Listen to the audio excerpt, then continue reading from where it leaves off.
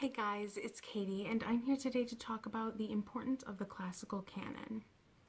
So for those of you guys who don't know what the classical canon is, it's 95% of what we're required to read in school.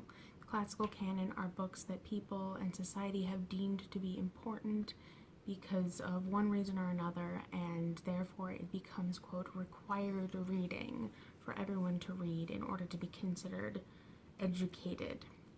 And I'm here today to talk about why the classical canon is important and why I deem society to have given these books value. So, first off, I want to acknowledge that I know classics are not for everyone and that not everyone enjoys them or really sees them as something that we need to read or just doesn't understand why society has given them the value that they have. And I totally 100% get it. There are certain types of classics and things that I really don't like or really don't understand either. And I'm here today to kind of bring my take into why the classical canon exists and why it's important, but also to talk about the dichotomy and the kind of changes that people are proposing to the classical canon itself. So when I was a senior in college, I was in an ethics class. And in that ethics class, we talked about this exact topic, reproducing classics versus bringing in new classics and the merits and things about it. And we had a whole debate about it. And I was in the group that was defending the classical canon. A lot of it really comes down to the fact that these works, whether it's plays, art, architecture, literature, you name it, I think the reason that society has given it the value that it did is because a lot of them explain and really delve into what got us to where we are today. I did a video a couple of years ago where I talk about this a little bit in my why I love the classics video or whatever, and I'll link that up above if you guys want to check it out. It ties into those works and things really shape our society and culture and really show how we got to where we are.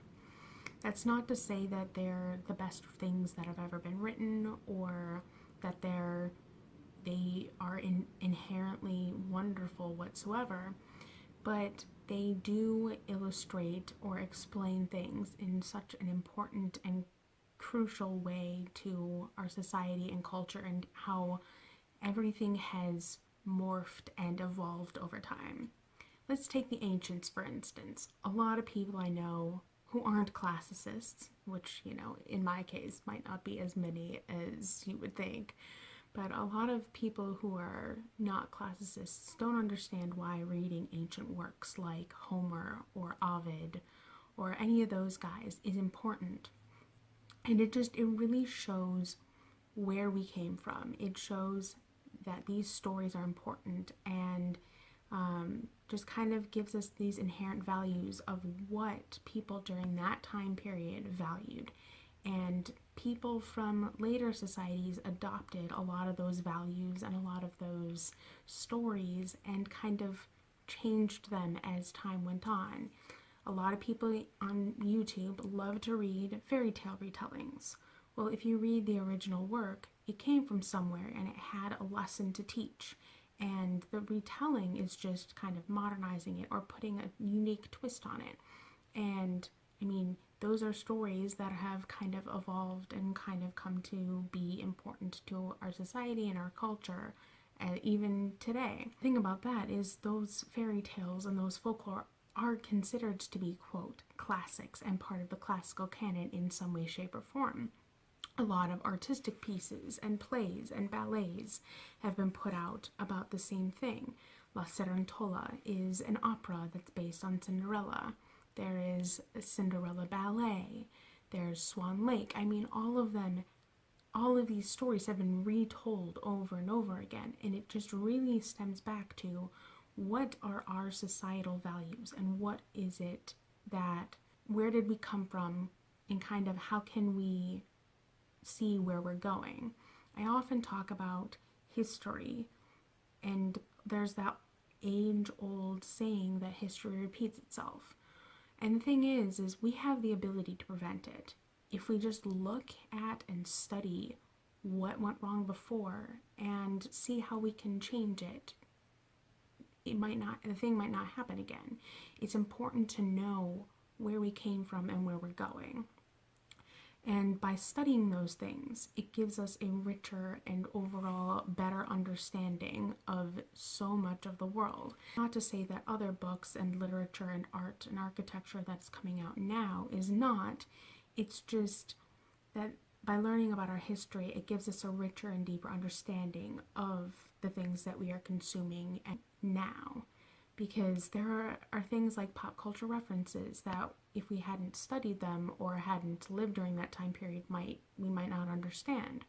But by learning the languages and the history and consuming the literature and the art, we might understand it better. And my 2 cents as to why these specific works and books and things have been chosen, it's honestly what was popular during the time.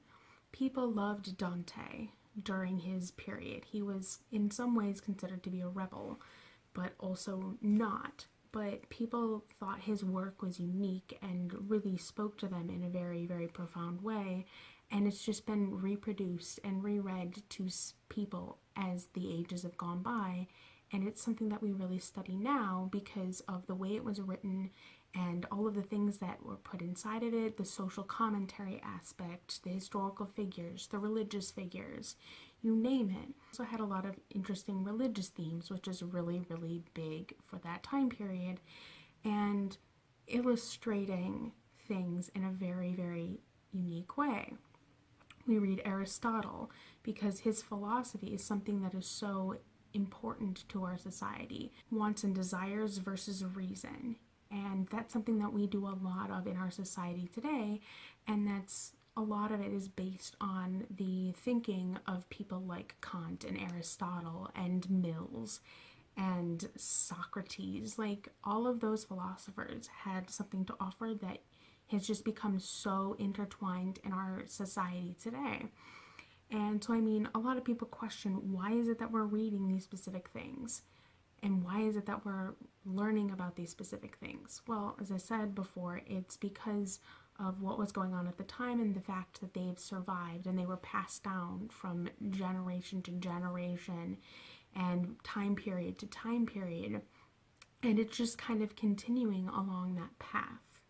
And I'm really, really fascinated by things like that, like the facts that we're still studying things that were written thousands of years ago and that they still have value because they help us understand where we got to today.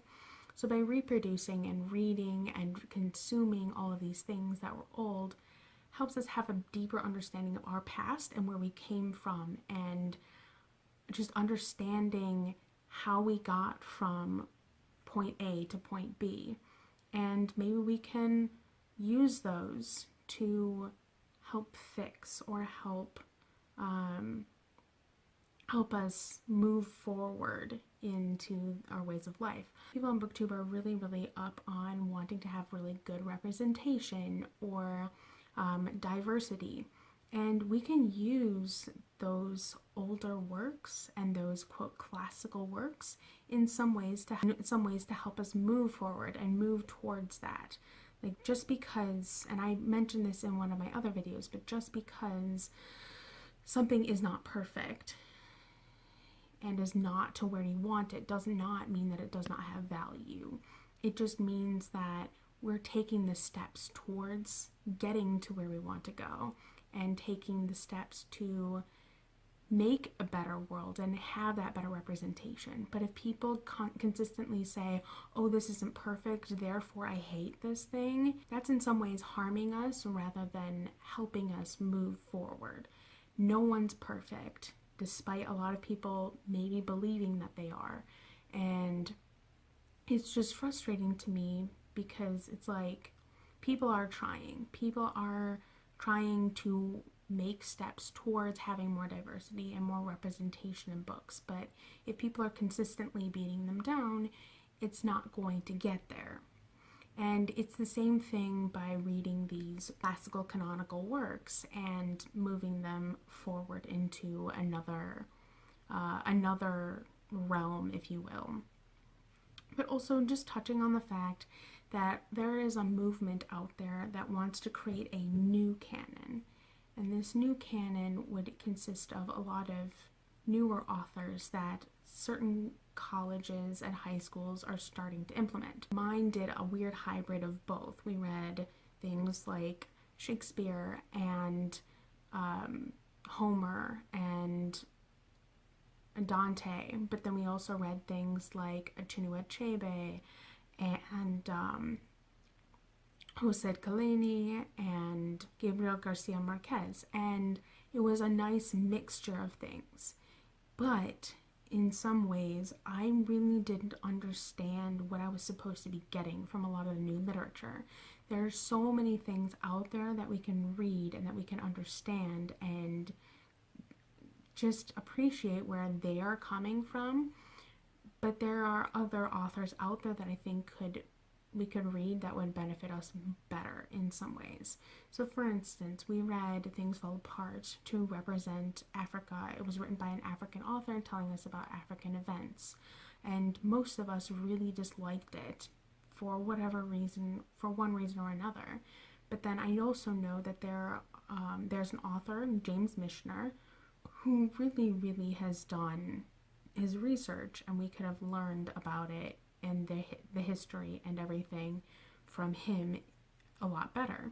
So I mean, there's this constant battle and this constant debate about, you know, replacing the old canon with this new canon, but also just purely keeping this old canon and not having the new canon and just reading them on your own time. And honestly, I think it's a really sticky situation because I understand how the new canon has value. Absolutely, own voices and just learning about something from an actual person who lived through it or had experienced it. Great, I totally understand that.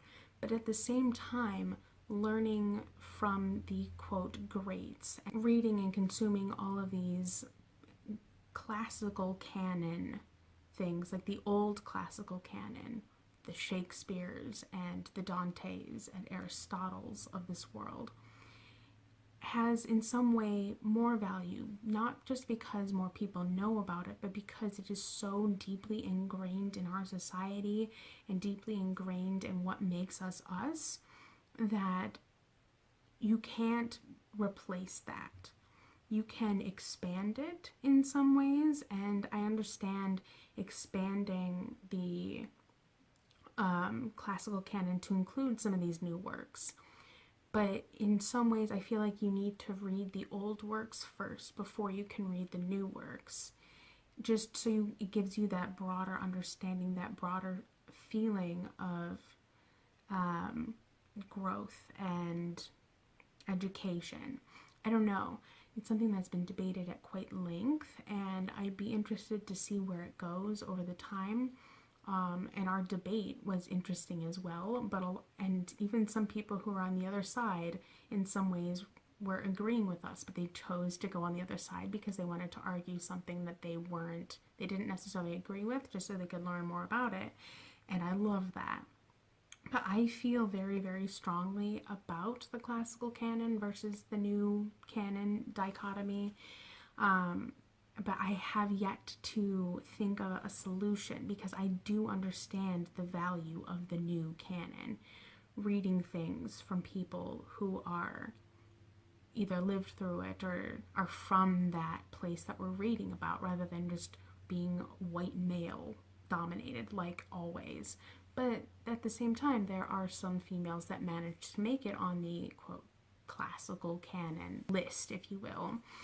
So it's a double-edged sword, and I'm not sure how we can fix it, but also make it enjoyable for people, because a lot of people out there have this notion that, you know, reading classics is a pretentious thing, and that, you know, people believe that if you don't read these classics that you aren't a real reader.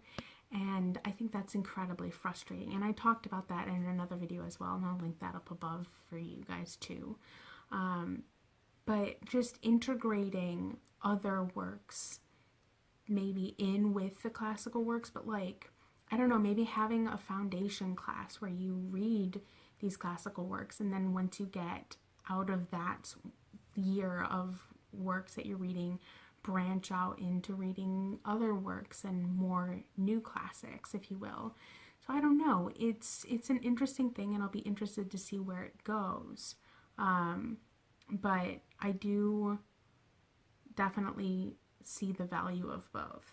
I don't even know what I'm trying to say anymore, but I'd be interested to hear what some of your thoughts on this are down below, or either come find me on Twitter or something and we can talk about it there.